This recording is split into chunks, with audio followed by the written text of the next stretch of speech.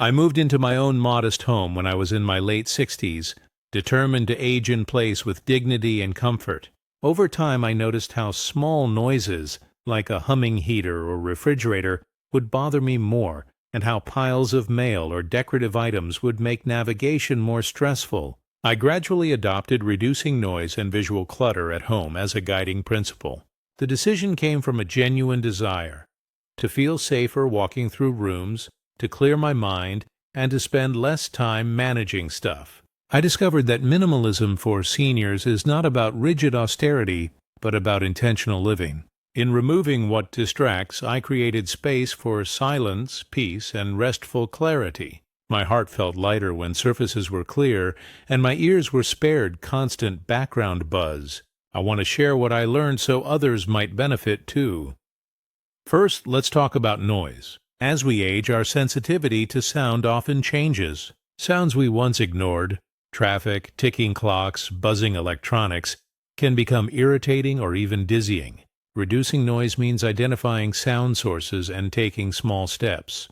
Adding soft materials like rugs or curtains, using white noise machines, or relocating electronics to distant shelves. In my home, I swapped a ticking wall clock for a silent digital model and moved the Wi-Fi router to a more isolated corner. Those tiny adjustments reduced stress and allowed me to hear my own thoughts and rest more deeply. Quieting ambient noise supports better sleep and less fatigue, both critical for senior health.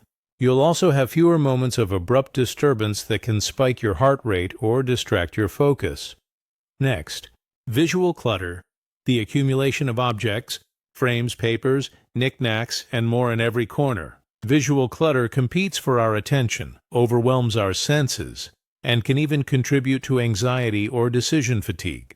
For a senior, too many items on tables or shelves can pose physical hazards or lead to confusion. I began by tackling one small zone at a time: the kitchen counter, then the living room coffee table, then my bedside surfaces. I removed non-essential items and reserved just a few meaningful things. Over weeks I saw how much calmer I felt entering each room.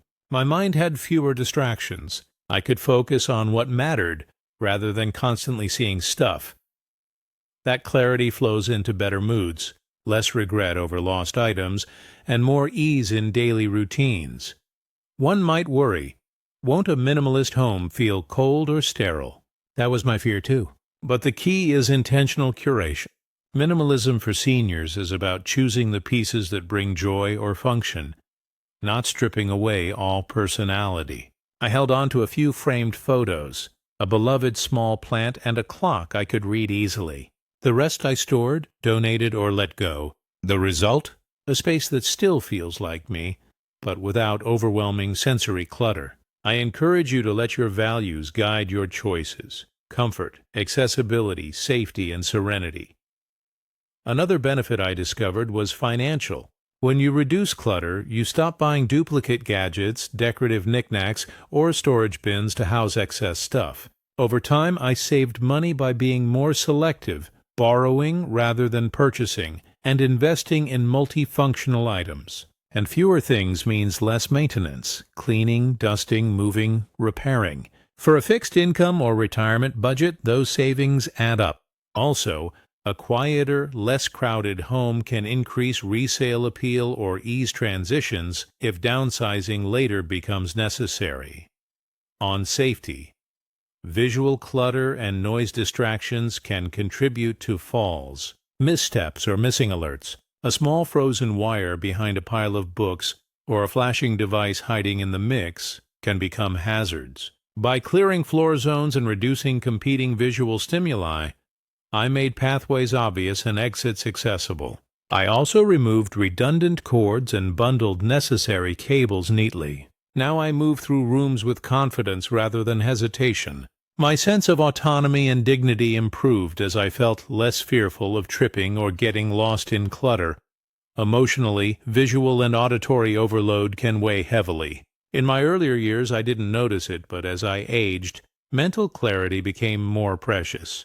Clearing noise and clutter felt like decluttering my mind as well. I find that in a quiet, simple space, I feel more at ease, more present, more able to reflect or read or rest. It's easier to meditate or pray, listen to meaningful music, or just sit in silence and breathe. I sense gratitude more readily when my surroundings don't shout for attention. My spirit feels nourished when the environment supports inner stillness. In implementation, take slow, manageable steps. Don't try to overhaul the whole home in one weekend. I began with 15 minutes a day, tackling one drawer or shelf. Progress may be gradual, but each small win reinforces the habit. I journaled before and after how my mood changed, how my movement felt, what bothers me still. That record helps me stay motivated and see patterns, e.g., which surfaces tend to clutter quickly, which noise sources remain loud. I also recommend involving family or friends if needed. Sometimes an outsider's view helps you spot clutter you no longer see. Their support can lend encouragement, gentle accountability, or even help with lifting or sorting heavy things. But always respect your pace and empowerment. You know your body, your memory, your senses best. Choose fixes that suit your mobility, hearing, vision, and energy levels. In one room I left a decorative fan running quietly to mask distant traffic hum. One strategy to reduce perceived noise without eliminating all sound. In another, I reduced the number of decorative objects to one theme per shelf. Perhaps a framed picture and a small plant. Nothing else. As weeks passed, the visual field simplified and my mind settled. Tasks like cleaning or dusting became less tedious. I spent fewer minutes seeking lost reading glasses or mislaid remotes. Also, reconsider lighting and its visual impact. Harsh overhead lights bounce off cluttered surfaces and create glare or shadows. I installed softer lamps with warm bulbs and cleared surfaces to allow smooth light travel. The fewer objects reflect less glare. The room feels calmer. Shadowed corners cleared of clutter no longer feel like traps. I found I could better see contrasts and reduce eye strain.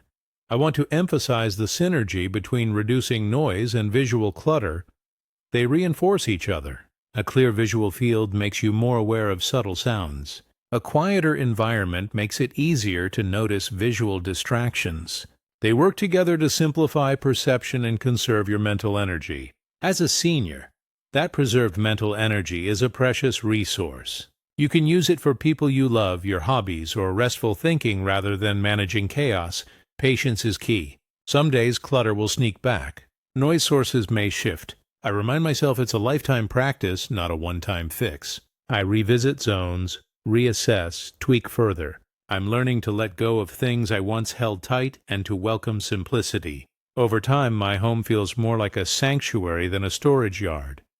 To measure progress, I sometimes close my eyes in a room and ask, does this feel peaceful, or do I hear extra hums I can eliminate? If the answer is no, I feel I'm on the right path. If yes, I tackle another small area. These qualitative checks guide me more than perfection. The goal is lived comfort, not a magazine showroom. Another unexpected benefit of reducing noise and visual clutter is the improvement it brings to relationships at home.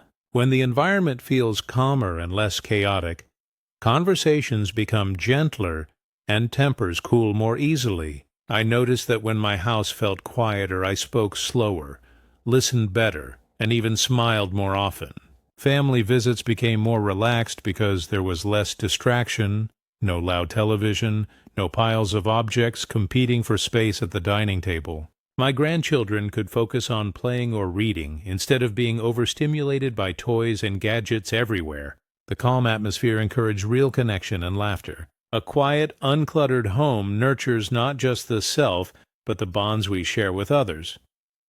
Beyond relationships, this way of living encourages mindfulness. When you intentionally remove excess noise and clutter, you become more aware of your surroundings, of every sound and every visual detail that remains. That awareness leads to gratitude. Gratitude for the warmth of natural light through a clean window, for the gentle hum of a calm morning. I began to notice how much beauty hides beneath simplicity. The absence of clutter created room for subtle details, the texture of wood, the scent of coffee, the rhythm of my own breathing. Each day feels fuller even though there's less around me. It's as if simplifying the space amplifies the small joys of everyday life, which at this age are truly what matter most. Ultimately, the journey of reducing noise and visual clutter at home is about reclaiming harmony between the mind, body, and surroundings. It is about allowing peace to take root where chaos once lived. A home doesn't need to be large or luxurious to feel complete. It only needs to support comfort, health, and inner balance. In embracing minimalism for seniors, I've learned that simplicity is not about loss but about liberation. It gives us room to breathe, to heal, and to live intentionally in the time we have. My wish for anyone watching is this: start small in closing. Reducing noise and visual clutter at home has been transformative for me. It improved my health, mental clarity, and sense of security. It gave me more time, fewer regrets, and more space to breathe. If you adopt even a fraction of these strategies, you may find your home becoming a simpler and kinder place. May your days be quieter, your mind clearer, and your living more peaceful.